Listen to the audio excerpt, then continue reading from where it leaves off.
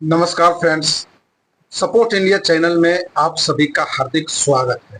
Friends, केंद्रीय कर्मचारियों को खुशखबरी। अब जो है केंद्रीय कर्मचारियों को मौज, 4% डीए बढ़ा और साथ में एचआरए भी बढ़ गया। तो आइए जानते हैं कि आपको कितना फ़ायदा इसमें हो सकता है केंद्रीय कर्मचारियों के लिए। तो दोस्तों, यहाँ पे बताया जा रहा है कि केंद्र सरकार ने रक्षाबंधन से पहले अपने लाखों कर्मचारियों और पेंशन भोगियों को एक बड़ी सौगात दी है।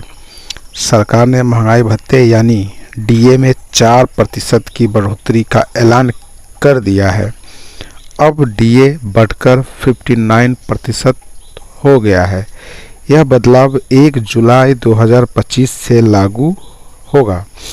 इसका मतलब ये है कि कर्मचारियों के वेतन में अब सीधा इजाफा होगा, जिससे उन्हें आर्थिक राहत भी मिलेगी।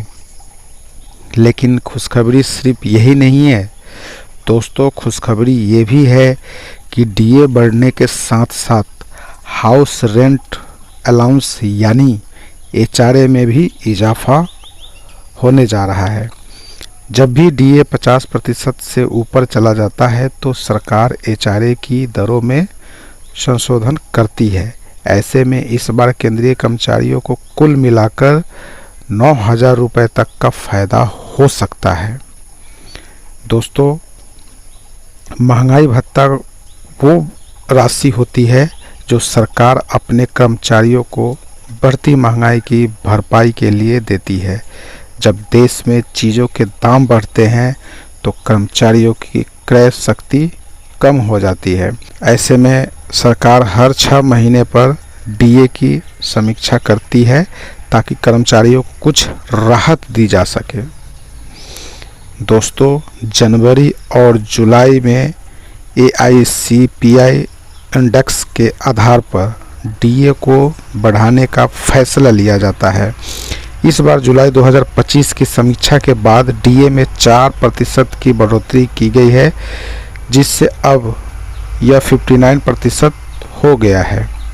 दोस्तों, बता दें कि एचआरए जैसे ही डीए 50% से ज़्यादा होता है, सरकार को एचआरए की दरें को भी फिर से तय करना होता है।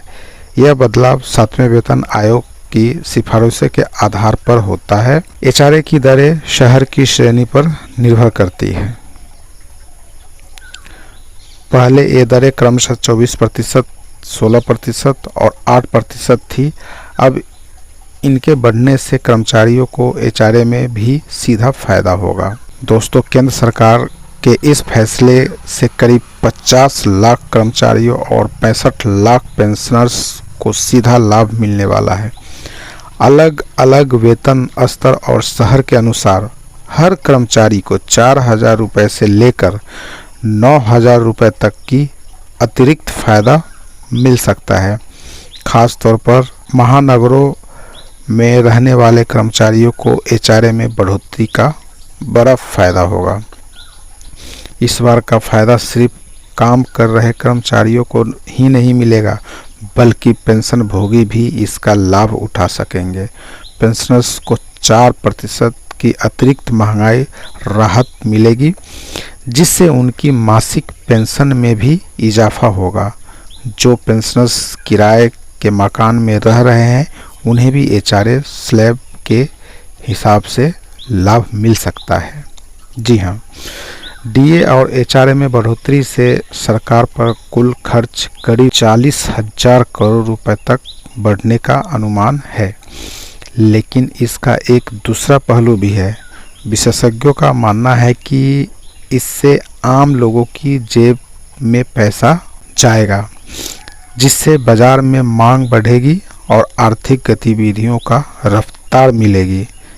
खासकर ग्रामीण और अर्ध शहरी इलाकों में खर्च बढ़ने की उम्मीद है, जो छोटे व्यवसाय और दुकानदारों के लिए फ़ायदेमंद साबित हो सकता है। दोस्तों, जनवरी 2026 में एक बार फिर से डीए की समीक्षा होगी। अगर एआईसीपीआई इंडेक्स में फिर बढ़ोतरी हुई तो डीए में एक और इजाफा हो सकता है। इसके साथ ही सरकार 8वें वेतन आयोग पर भी विचार कर रही है, जिसमें डीए और एचआरए की नई संरचना पर चर्चा हो सकती है। इससे आने वाले वक्त में कर्मचारियों को और राहत मिल सकता है। दोस्तों, नया डीए 1 जुलाई 2025 से लागू माना जाएगा। एचआरए का फ़ायदा शहर की श्रेणी पर निर्भर करता है। सभी कर्मचारियों को समान लाभ नहीं मिलेगा, यह उनके वेतन और स्थान पर निर्भर करेगा। पेंशनर्स को भी इसका फ़ायदा मिलेगा। केंद्र सरकार का 4% डीए बढ़ाने का फैसला लाखों कर्मचारी और पेंशन भोगियों के लिए राहत की खबर है। इसके साथ ही एचआरए में हुई बढ़ोतरी से हर महीने की सैलरी से अच्छा खासा इजाफा होगा। इससे कर्मचारियों को महंगाई से थोड़ी राहत मिलेगी और उनका जीवन स्तर बेहतर हो सकता है। अगर भविष्य में डीए और बढ़ता है तो और फ़ायदा मिलने की उम्मीद भी बनती है। तो दोस्तों, सरकार का यह कदम न सिर्फ आर्थिक मदद का जरिया है, बल्कि यह कर्मचारियों के लिए भरोसे और सम्मान का प्रतीक भी है। तो फ्रेंड्स, इस तरह के वीडियो देखने के लिए इस चैनल को सब्सक्राइब जरूर कर दे, इस वीडियो को लाइक और शेयर भी जरूर कर दे। तो इसी के साथ मैं इस वीडियो को एंड करता हूं। ओके, जय हिंद, जय भारत, नमस्कार।